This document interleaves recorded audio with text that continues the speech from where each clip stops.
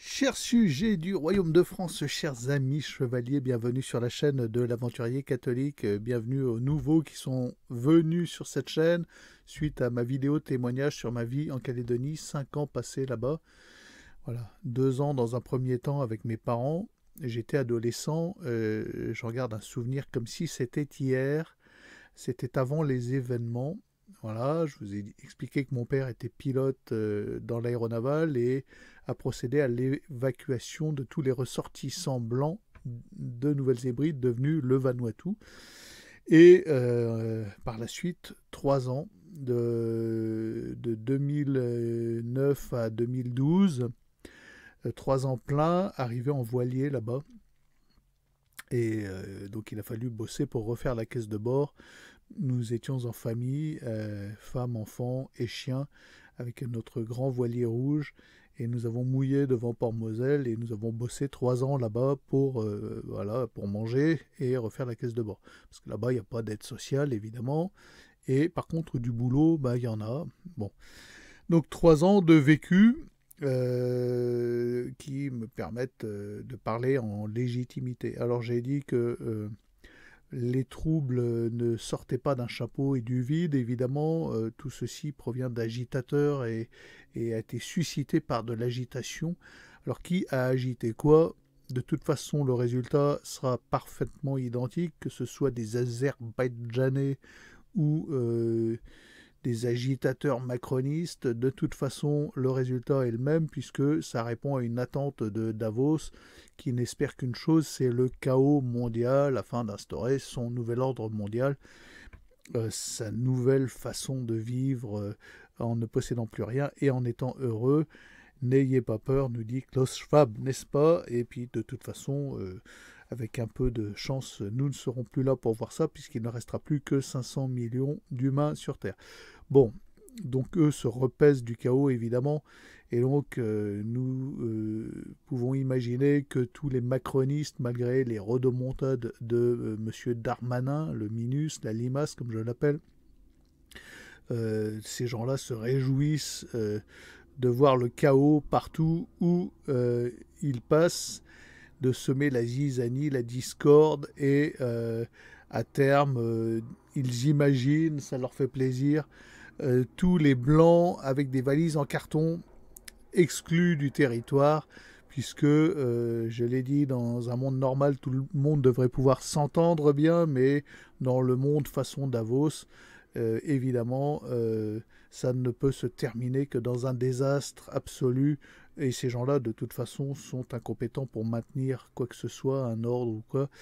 Là, en l'état de la situation, il faudrait y aller en armes et régler la question quartier par quartier, façon guérilla. Et je pense pas que cela ait très bonne presse dans l'état du monde actuel qu'un gouvernement se livre à de telles pratiques.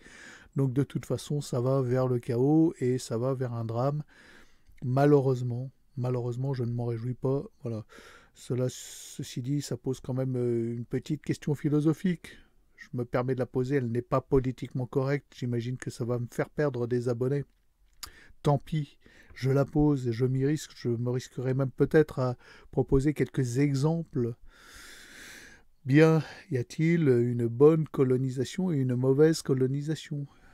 Je reformule, y a-t-il une forme de colonisation qui valorise un pays, de nature à valoriser un pays, et une immigration qui détruit, qui réduit et qui appauvrit un pays? En gros, une immigration choisie, une immigration subie. Voilà, les deux étant des formes de colonisation actuellement, parce qu'on voit une submersion par la masse en France actuellement, en France métropolitaine, ce qui n'est pas du tout le cas en Calédonie. Il y a une population assez stable. Il y a des gens qui vivent là-bas, des caldoches, qui sont nés là-bas, de parents caldoches, d'arrière-grands-parents caldoches, ça va jusque-là, et qui n'ont pas l'intention de quitter ce territoire. Et il y a des gens qui viennent pour 1 an, 2 ans, 3 ans, selon leurs affectations. Ça arrive aussi, qui peuvent être ingénieurs, militaires, enseignants, Voilà, c'est le cas de beaucoup d'enseignants qui viennent enseigner en Calédonie, des fonctionnaires, et ce sont des valeurs ajoutées pour le pays. Donc je vous pose la question, chers amis Kanak, courir dans les rues avec un vieux calibre 12 en criant on va tuer du blanc, est-ce que c'est très intelligent?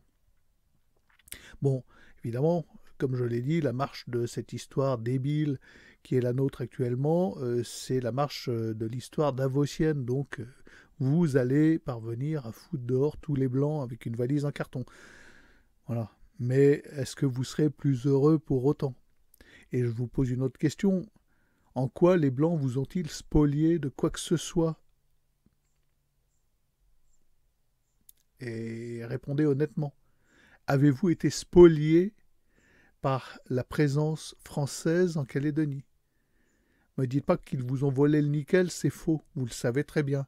Que ce soit la mine de Prony qui a été érigée, ce sont des grands bassins d'acide qui sont en train de polluer une des plus belles baies du monde, qui est une nurserie pour les baleines et les requins gris et les requins marteaux qui viennent, et les requins tigres, c'est une nurserie pour tous ces requins, la baie de Prony. C'était réputé pour ça. Et vous avez d'immenses bassins d'acide puisque le minerai de nickel est traité par bains d'acide successifs avec des lâchers d'acide. Et tout cet argent vient des compagnies minières canadiennes, ça ne vient pas de la France, et il repart directement dans ces compagnies minières. Et il laisse des subsides aux Kanaks, aux tribus locales. Et quand on approche avec les Maridés, les Calédoniens sauront de quoi je parle. On approche de Prony, moi j'y ai bossé sur les Maridés, donc je sais quoi je parle aussi. On approche de Prony et du quai de l'usine. Il arrive parfois qu'on ait les sinus qui piquent à cause des vapeurs d'acide. Hein, vous le savez très bien aussi. Et ça, c'est pas les Français, d'accord? C'est pas les Français. L'usine du Nord, pareil. Et tous les quais de chargement pour les minéraliers à l'encre, l'argent, il n'y a pas un centime qui va à la France. Là. Bon. En quoi la présence française vous a spolié? Elle vous a proposé des écoles. Elle vous a proposé une éducation. Elle vous a proposé une unification par la langue française. Si vous pouvez vous entendre entre tribus, c'est grâce aux Français. Vous préféreriez parler anglais peut-être? Parce que si vous virez les Français, c'est ce qui va vous arriver. Vous parlerez anglais de gré ou de force. Avec des Australiens, et les Australiens, c'est pas à faim. Ou alors, vous apprendrez le chinois. Quoique, même pas sûr, parce que je vais vous dire, moi, comment ça se passe, la colonisation par la Chine. Je l'ai vécu. Alors, je l'ai vécu en Afrique et je l'ai vécu au Sri Lanka. Hein, j'ai passé quelques temps à Colombo. Et je peux vous assurer, oui, à Galles aussi, enfin au Sri Lanka, on essayait de faire naviguer un 3-mâts. Bref, c'était pas gagné. Les Chinois sont arrivés, ils ont acheté une immense bande côtière jouxtant la ville de Colombo, donc la capitale, et ils ont construit là un port autonome. En vous disant échanges commerciaux, valorisation du territoire, et baratin, et blabla, et blabla. Puis, ils y ont mis des murs de 3 mètres de haut, des barbelés et des miradors. Et il n'y a pas un Sri Lankais qui peut rentrer dans cette enceinte-là. Tous ceux qui bossent là, ce sont des Chinois. Tous les navires qui rentrent et qui repartent, c'est pour des échanges commerciaux pour les Chinois. Et vous palpez que dalle. Zéro pour le Sri Lanka. Ah, c'est sûr, ils ont payé, hein, ils ont acheté le territoire. Et maintenant, il y a le drapeau chinois. Voilà la colonisation chinoise. C'est ça que vous voulez? C'est ce que vous aurez. Mais de toute façon, dans l'état du monde, comprenez bien qu'il n'y aura pas de retour du bon sauvage. Et vous ne retournerez pas paisiblement à votre manioc. Ou alors vous n'aurez plus que ça. Bon, de toute façon, voilà, j'en ai déjà parlé dans ma première vidéo, il va falloir faire votre choix.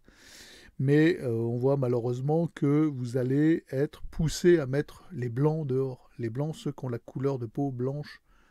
Et c'est totalement délirant et absurde, et vous comprenez bien. Ça n'a aucun sens. Si vous êtes capable de répondre à ces questions.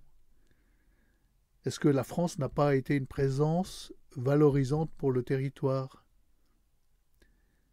sachant que le monde avance vers une sorte de progrès technologique, technique auquel vous ne pouviez pas échapper.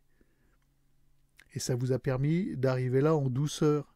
Évidemment, le système là-bas n'est pas parfait, mais il n'y a pas de système parfait. Ça dépend de vous tous. Vous pouviez très bien passer des diplômes, des bacs, des brevets de marine marchande. Vous avez toutes ces écoles à vos dispositions.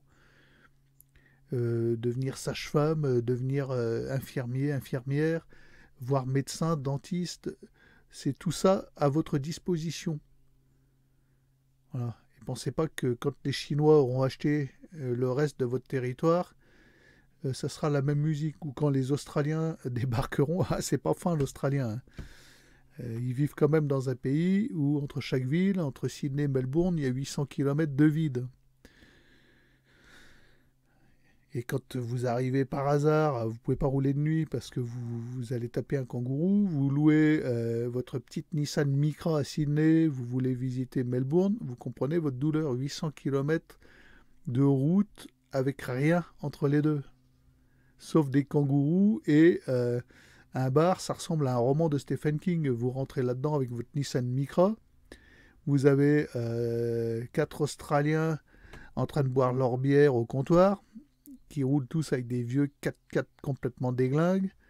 Ils se retournent, il y a un grand silence, ils vous regardent et vous avez l'impression qu'ils vont vous bouffer, quoi.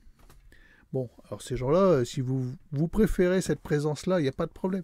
Bon, voilà. Alors on va, dans cette fatalité mondialiste, forcément assister à un drame tel que c'est parti et pour la plus grande joie, je le répète, des macronistes et des forces mondialistes.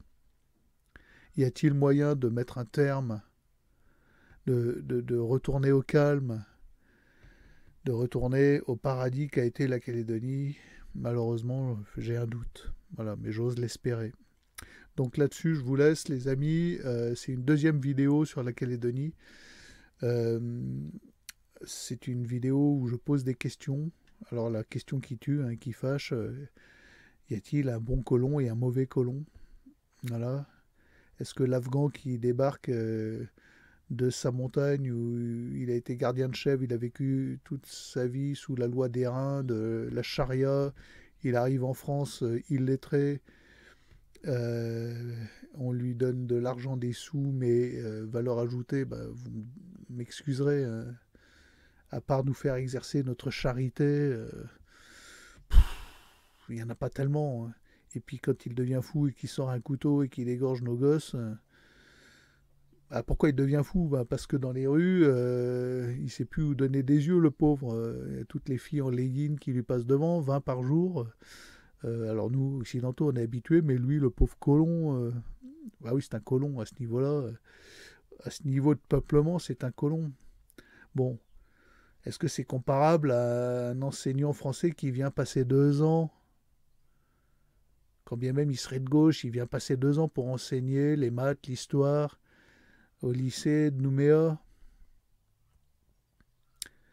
Bon, je sais pas, je vous pose la question, ami Kanak. Tiens, d'ailleurs, je serais content que des amis et des Kanaks viennent me répondre. Et en courtoisie, s'il vous plaît, parce que Kanak ou pas, si tu viens m'insulter, je te vire. Hein. Allez, sur ce, bah écoutez, bonne Pentecôte à vous tous. Sainte Messe de la Pentecôte. Et bon, peut-être à demain, je reviendrai peut-être demain. Parce que demain, je ne sais pas si je vais bricoler. Ah oui, tiens, vous voyez, la grosse plaque métallique, il y a la même en face sur l'autre cadène. Donc renfort de cadène, 8 mm d'inox, une grosse tôle, ça pèse 4 kg. Et avec ça, mes cadènes ne bougeront plus. Voilà, ça avance.